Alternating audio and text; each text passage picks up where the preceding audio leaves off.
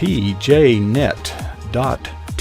It is about 9:30 on the East Coast. It is Tuesday night, and that means Del Didway will be coming our way, and we have his bumper running. We are recording. Our stream looks healthy, and let's hope it stays that way. Our chat room is waiting. We are recording. We will switch to Studio 8 in...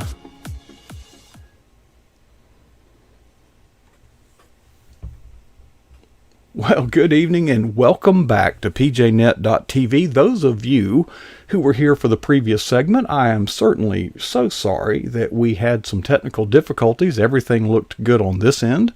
Everything looked good on that end.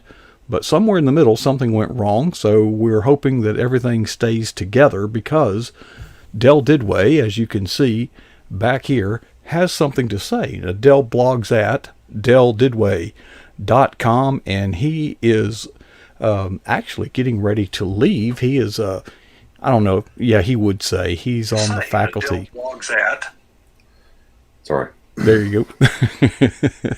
He is leaving for Florida, my home state, at you're going to get up about 3 in the morning, something like that? Yeah, I contemplated about going up and getting a room, but I wouldn't sleep up there anyway, so I just stayed here and get up about 3 and head up. Yeah. Well, your conscience would bother you anyway. You can't sleep, so. Well, yeah, I'd worry about. I don't know. I don't worry, but it would just. I like to have noise, and I'm not a very good hotel sleeper unless I take a handful of Ambien. So I don't want to do that either. No, please don't. I used to sell that drug. No, I used to sell it. It's to me it was a good drug, but I would take 2 or 3 at a time. Because well, the people that use it really like it, but they're really stupid when they take it. You know.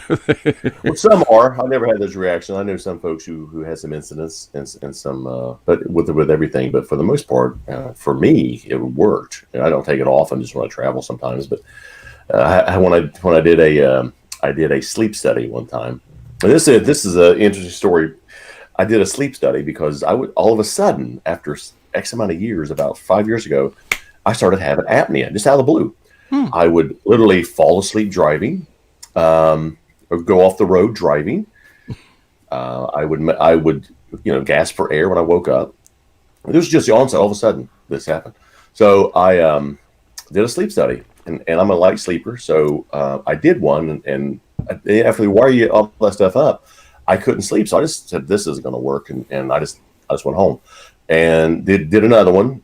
And same thing, they wired you up if you've ever had one, and laid down. And I thought, well, I'm going to sleep. So I took a handful. I took more than one. So let's put it that way.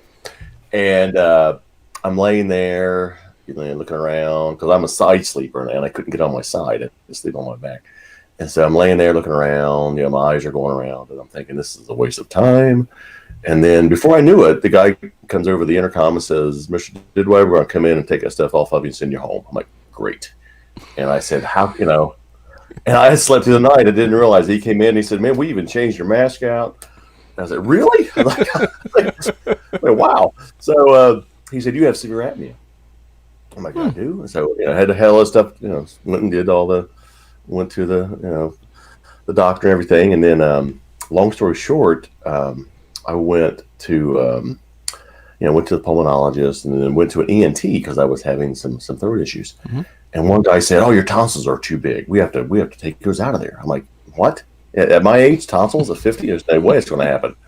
It's pretty dangerous." So we went to another one. He did the scope. It was a blast at my nose, everything. He says, "Your tonsils are fine." He says, "Let's talk about what you've been doing differently." So we did that. We had that conversation. And it was just about the right time.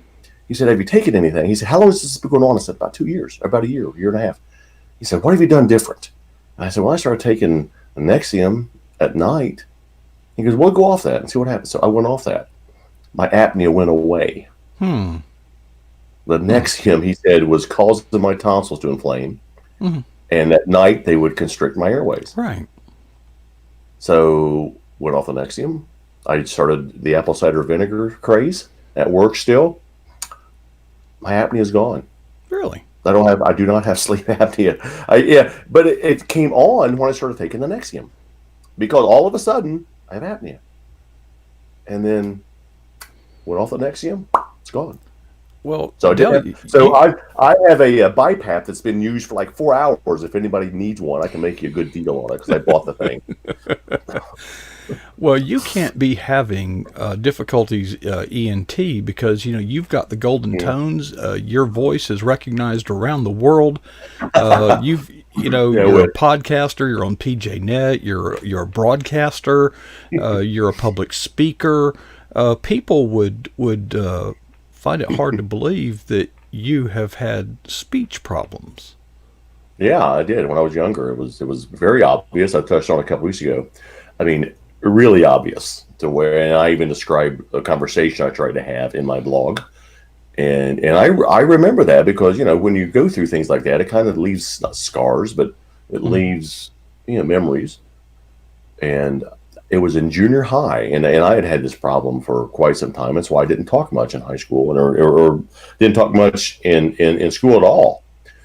Just sat there, and I remember I was wanting to call Holly, this girl named Holly. And so I, dial the phone, and mom picks up. Back then we had to dial phones and everything. And mom picks up, and I couldn't get her name. I couldn't say how I would say it's, ha, ha, and that's as far as I got. That's all I could do, and How that was much normal for me. how much of that was nervousness about calling a girl? I wasn't nervous. It was just I wasn't nervous. It was just I couldn't get sounds out, and it would be wouldn't matter what her name was. Some anxiety, but some stress. But I was nervous because I didn't want to look like an idiot. Mm-hmm. And so I did, but I did. I mean, mom didn't know who it was, obviously. So I never called her again. So yeah, I just learned to deal with it. I just learned to accept it was who I was, and I didn't like it, but I had to deal with it. And as I got older, I got a little better at it. I would get more confident, and wasn't as obvious like in my high school years and college years, but it was still noticeable, but it wasn't obvious as it was growing up. I mean, where I couldn't even get anything out. And Well, add yeah, that to the usual problems associated with puberty. oh Your yeah, I had hormones are acne. racing, acne. Yeah, I was Your a little voice is chubby back changing. then. Yeah, and so I excelled at sports, because, and that's not bragging. I just excelled at it. I mean, I was in all state, and I was in football and baseball, and I did well because I didn't have to talk. I spent a lot of time practicing because I would come home from school. Everybody else was hanging out. I would go to the weight room, or I'd put on a big sand jacket and go run, Hmm. and just run. Not run away from my problems, but just avoid them, so I wouldn't have to talk to people. And I played hard on the field, because on the football field you don't say a whole lot except you're calling out plays and and that's fine. Hmm. Yeah, that didn't cause a problem. Um, so that's why I kind of stepped it up there because I didn't have to talk to people and I spent my time away from people, except my Well, teammates. it's a good coping mechanism because, Yeah. especially with men, if you're dealing with anger, frustration, anxiety, whatever it may be, physical exertion, go to the weight room Mhm. and take it out on the weights. Yeah, and Um, so it was anxiety. It was caused by anxiety, but it made me more anxious because it would frustrate me because I couldn't get the words out, and it was embarrassing and it was humiliating. And people, not my friends, not my true friends, but some, they would make fun of you, which is fine. I went through that, and until I remember, I remember very well. Um, this is exactly what happened. Um, a kid I knew from another team, we didn't like each other, and so I remember one play come around. I was a safety, and I was on a blitz, and he kind of juked me, but I made the play on him, mhm, and he made a reference to me stuttering. And mhm, 2 plays later, I blitzed and I knocked his helmet off. I mhm. mean, I took him down hard, and I didn't say a word to him. I just laughed at him. I mean, because he knew, you Hmm. know, he knew what he got. So He knew he had it coming. he had it coming. So And yeah, today, of well, course, that would be considered manhunting and a personal foul and targeting. targeting, things like that. And So what? they've ruined the game. But Dell, how much Yeah. did your stuttering possibly influence you to write? No, the writing just kind of happened. I didn't ever. go to school and think I'm going to be a writer. I'm going to be I never had that in my mind. I never had writing in my mind, anything in my mind like that.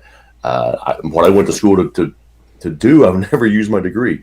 So when I got out of college, I was at Shawnee State University. I was just hanging around there doing this little intern, and was introduced to the athletic director. We became friends, and he knew the sports editor of our local paper. And we were there talking. We just met, and the AD said, "Hey, if you ever need somebody to help you keep stats, Dale will probably be good at that." And he asked me. He said, "Well, come to a game and you can help me." So I just kept stats for him. And then a couple weeks later, he says, "Hey, do you want to come in and do some stringing for us and take phone calls and write up some stories for us?" I said, "Sure." That's my phone. Sorry. And then that led to, "Hey, do you want to go out and cover a game or two?" "Sure." And so I learned that way, and I enjoyed it. And then that led to a full-time job. So it just happened like that. I didn't seek it out. It just kind of found me. And so that's when I was a sports writer. And that's how that happened. It's kind of not, I would say, by accident, but it was just, that's the coincidental circumstances behind that. It wasn't nothing I sought out. It just kind of fell and just happened. It just happened like that. Well, you were presented opportunities and you did take them, so. Oh yeah. So it wasn't, you weren't just wandering around one day and found yourself in that position. So, right. But a big turnaround, when you were contacted by a radio station. Yeah. Jan, she was a dear friend of ours. She's passed now, but, I would see her occasionally. She was the general manager of, one of our local big stations in town, and she knew Dad was dying and he had lung cancer. And he was in and out of the hospital a lot. And I ran into her one evening. She said, "How's your dad?" I said, "Yeah, he's not good. And I don't see him much because I'm working up in Jackson at the paper." She says, "Yeah, I know." And she said, "Hey, I need a news director. Are you interested? You do news, you write news. Can you broadcast it?" I just went, "No." I said, "There's no way I can do that." Because I was still having problems. Not major, but they were still there. And she said, "Oh, come on in and try it." So I went in and she worked with me for a while. And, put the pencil in my mouth, and I read copy. I don't have one with me. I have a Sharpie. I have a bunch of these now. But I would put it in my mouth, and I would read copy. I would read the text, and that helped me focus. And she'd put a handful of marbles in my mouth, which today they would probably rule against it because you'd choke, or else milk duds. And and I would read with 6 or 7 marbles in my mouth and read the copy. I mean, not live, but just practice. And so after about a week of that, she said, "Well, let's try it live." I was like, "All right, let's try it live." So, we flipped the switch one morning and started doing. I wasn't masterful back then, but I wasn't bad. I wasn't bad at all. And so that developed and kept my confidence going. And then I did that for a while. And then she really helped me to do that. She believed in me, gave me the opportunity. I was able to get off work at noon and pop over to the hospital 5 minutes away. And it was like I said at the end of the blog, it was a win-win-win. It helped everybody. So I was grateful for her for believing in me, because not too many people really believe in somebody to help them that much. And to go the extra mile and offer them a job that I wasn't qualified to do. Well, she stuck her neck out for you. I mean, she invested in you in training, but she was on the hook if things went down. Yeah, but that's the beauty of living in a small town like that. Everybody knows everybody, and everybody's your friend. And so that's the beauty of that. If that was in a major city, that would never have happened. Sure. But I won some broadcasting news awards for some stories I did, and it wasn't because of how I did it or what I said. It was just I was able to report well, and so I was able to do that, just tell a story, and we'd have fun with it. So that her going the extra mile, reaching out and doing that for me, because I never would have applied for that job. Right. It really helped me, and I'm always grateful for her for doing that. And she, I would see her occasionally, and then her health became bad, and then she ended up passing. But always grateful for that, because people say they're friends, but that was really what a true friend does. Mm-hmm. So. What's some of the takeaways that you use today from those experiences? Oh, some of those were just, believe in who you are. Is learn to control your anxiety, learn to breathe, because some of it was because once that happens, once you start that, whether it's studying or whatever, once it gets in your head, that's the hardest part is dealing with that because it's in here now, and it's not coming out. But I knew what I wanted to say, I just couldn't say it. So handle the anxiety however you can. Either put a pencil in your mouth or find a way to relieve the stress in your life by going to the gym, knocking somebody out on a full-fledged safety blitz, uh, and breathe well, slow down, because I would get so anxious that I would talk so fast that would cause it too, and that would trigger it. So all those things together formed a perfect storm, and I dealt with that for a long time. And I learned my weaknesses. I learned what sounds I had trouble with, or what words would cause me to stumble, and I would use different words. I would find different avenues, or I would find a different timing, to do it. So, and I still have there are still some triggers out there, but I know what they are, and I just avoid them. I just use other words or sounds, or wait. Sometimes waiting is the best thing to do. And there's always a great way to tell when I stutter anymore. I probably shouldn't say this. And I'm being honest, if I'm telling you a bold-faced lie, I won't be able to get it out. Right. So if I say, "Hey, Mark, I love that shirt looks great." Yeah, I have different ways of saying it when I want to insult a man. I say, "Hey, I really like that shirt you're wearing. Do they make it in men's colors?" Do they make it? Yeah. So obviously I was exaggerating that, but that's a key indication if I'm having a conversation with you, Mark, and I start bumbling around. I mean, not just the ums or the whatever. If I just start having difficulty getting the words out, you're lying to me. So. Well, it's an amazing comeback, and I can attest, as a person that has to edit the sound bites out of these programs, I can tell a professional speaker or a trained voice versus an untrained. And is that my computer doing that? Nope. I don't know. It's not mine. No, I hear it somewhere. I don't know where it's coming from. It's the voices in my head, I guess. Yeah, all those voices. Well, I'm not trained. I've just done it. I didn't take it to school for it. I mean, I have taken speaking classes. I was trained by the Ohio Right to Life to speak on euthanasia, but that was a little different. Yeah, I would talk. I went through the Speakers Bureau training for that, but which was it was rigorous and very enlightening, because it was a very difficult topic. The topic of abortion is very hot and heated, intense. But when you talk about euthanasia, it's a little bit different, because a lot of it's more. You'll find more pro-life people for euthanasia than for abortion, which I get that. But we make the argument about end-of-life decisions and things like that. So it's because you're dealing with actual person's documented life who's been here, whereas the unborn baby hasn't come out yet. So so you're dealing with a person's life. It's a little bit more. People get a little bit more defensive, actually, on that topic.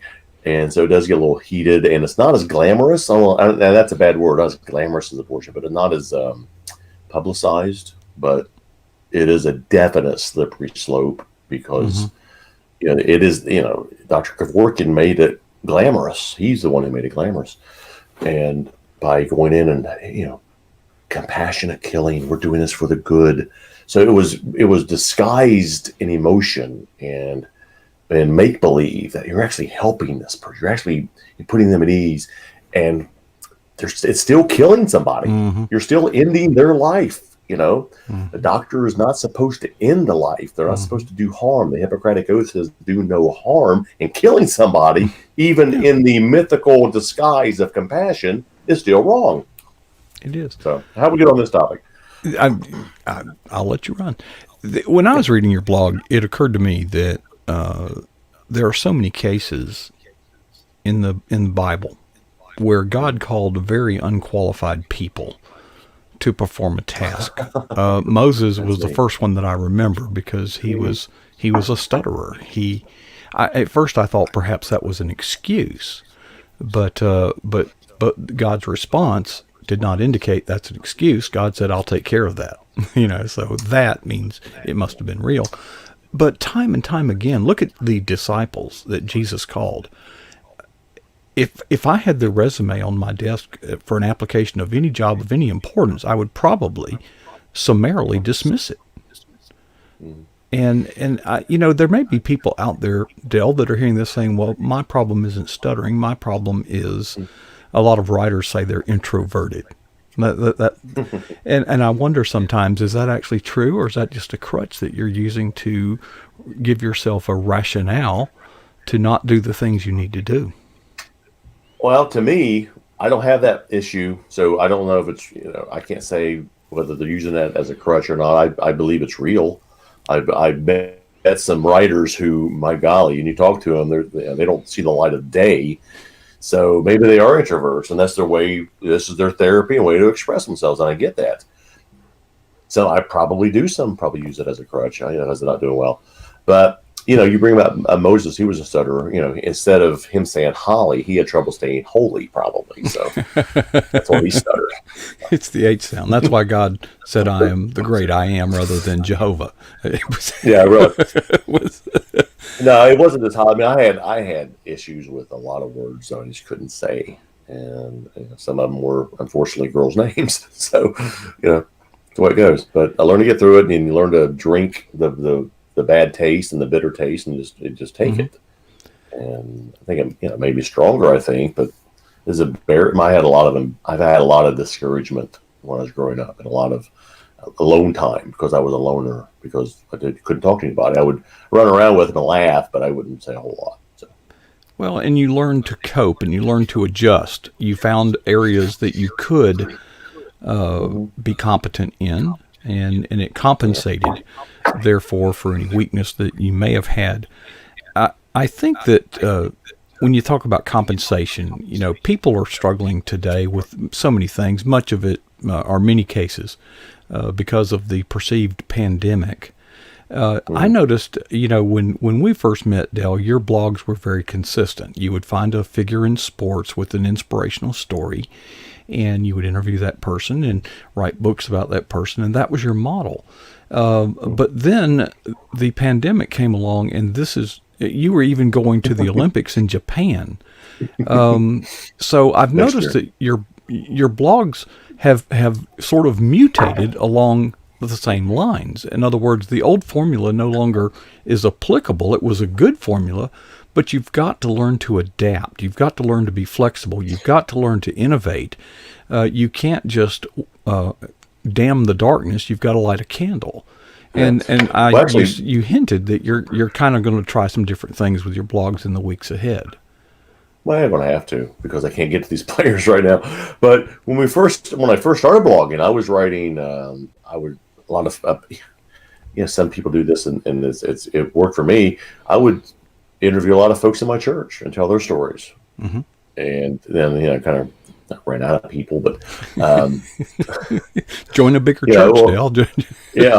Ours is pretty big. But then I started writing about events and special things going on in the area, which is great. We have a lot of things going on, a lot of things about our church and our 4th of July, and we have the Cavern of Choices, the caves, which I've done blogs about that.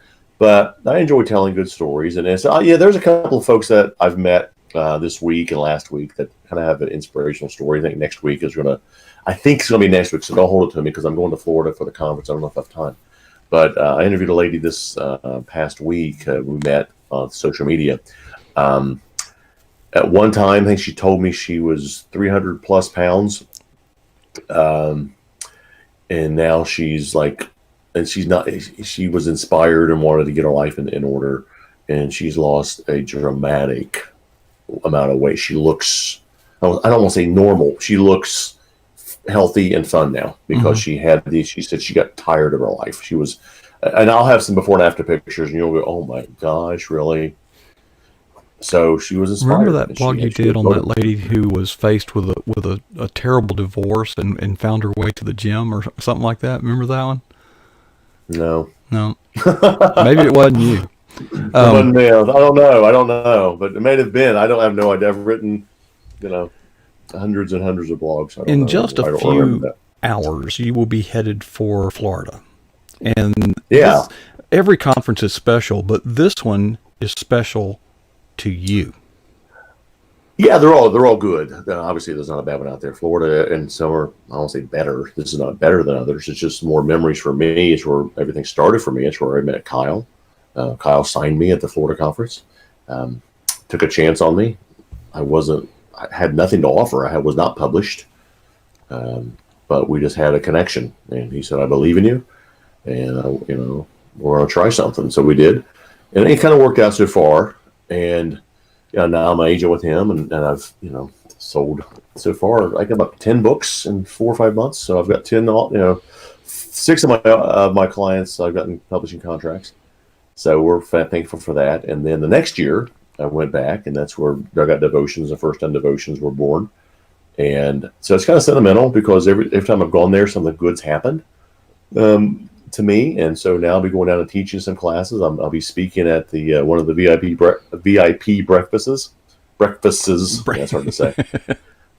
So I'll be speaking there. I'm on an agent author panel one night. So, and it's just a good conference, but it's more sentimental for me because that's where really I didn't know anybody when I went down there. I'd met a couple of folks, but I knew Michelle kind of. We weren't buds. We weren't friends yet, but I knew who she was. She knew who I was. I didn't know Bethany. I'd never met Kyle till we met down there.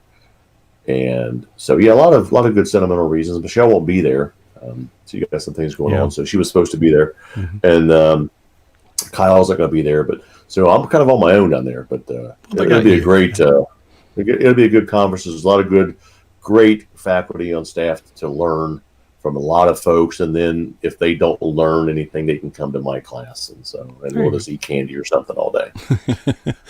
Well, I know that the plural of breakfast is difficult, but the one that gave me the most trouble is the plural of wasp. Yeah. Actually, and at the first Florida conference is where I did my very first podcast. So they'll be back there. And the guy even told me that. He goes, "Have you done this before?" I'm like, "I've never done a podcast." He goes, "Man, you're natural." I was like, "Oh, I didn't know what a podcast was."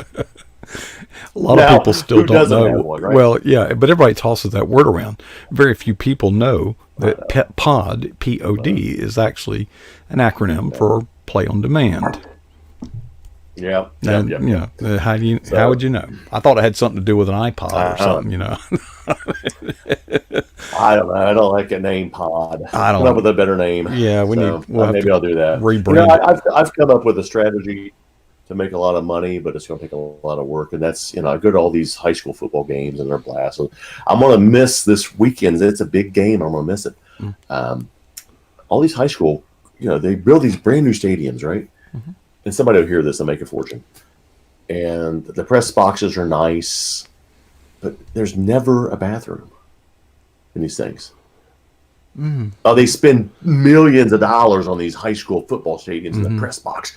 There's never a bathroom. And again, we're up there. We can't leave. So I said, put a can with a funnel or something in here.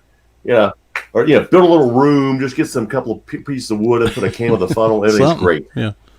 Up here. Something, or a hose and it trickle down to a gutter or something. Okay, Dale. We can't. But I know. It's bad. Now, if you want to go to the Bengals games, they're right there. Mm-hmm. Everything care of you. Go to the Reds games, they're right there. High school football games at these beautiful stadiums, no. Walk across the other side of the field. Speaking of, and once you get our age, you become more conscious of these details. But I'll give you another detail. Before the opening game of the season, one of the things we had to do is go under the bleachers and spray and kill all the wasp nests. The waspices. There are wasps. But they never do that in the press box. They never get. Oh man, I've been in some bad ones. I'll tell you that much. I've been in some bad ones. Been in some good ones. The other night I was in. It's a great boat. It's a great box. I have my own little booth there. Don't you just love it, But though? I gotta watch my coffee intake now. Yeah, you got to. Yes, It's sir. fun. Yeah, it's fun. There's nothing better I than don't Friday drink night as much coffee lights. this game today. Oh, it's just great. It's great. And I've done Well, sportscasting. I've done broadcasting. It gets in your blood. Yeah, You just it's love it. fun. So, and this is playoffs, and so I think the team I cover, which I won't be there this Saturday, I think they're going to win, and if they win, I think they're going to go to the regionals in the state. So we have a good shot of covering them up in the state tournament, hopefully soon. Mm-hmm. And they have a big task ahead of them this weekend. But yeah, playoffs are always a fun time. Sounds fun. Well, Dale, we better let you go because I don't know if you've packed yet or not, but you're going to be getting up in about 6 hours. No. I'm getting up, 10, 11, 12, 1, 2, 3, 5, about 5 hours, yes. Okay, so you're going to get 5 hours of sleep. That's more than I ever get, bud. Okay. Yeah, well, I probably won't get it. I'm going to get 3.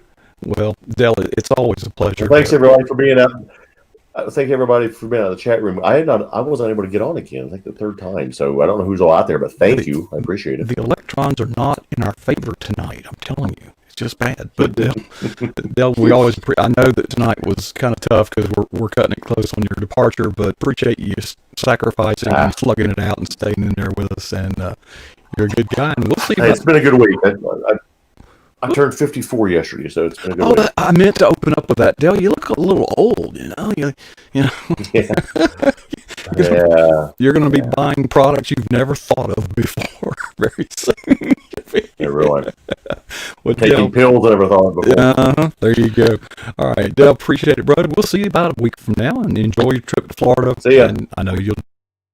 Okay, folks, pjnet.tv. That's our broadcast studio, the Eagle's Nest, right there. And that's just one of many scenes that you can see. And anyway, always have fun with Del Didway. Now, while I've got you, thank you especially to all of you, as Del said, in the pjnet.tv live chat room. I call your attention to a new guest there, Shannon Anderson. She will be here tomorrow night, or she'll be right there, 9 p.m. Eastern tomorrow night, and she has already sent me her bio information. And folks, we are going to have a very, very good time. Did I say 9? 9:30. Okay.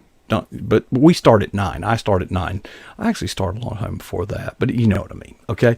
Folks, we are looking forward to that. Let me look on our schedule. You can always go to pjnet.tv, and one of the things that automatically happens it's quite a mystery how this happens, is that Sunbelt Girl Barbara, our associate producer, I'm pulling up that website now, and I see that tomorrow night, oh my gosh, we have 2 brand new guests tomorrow night.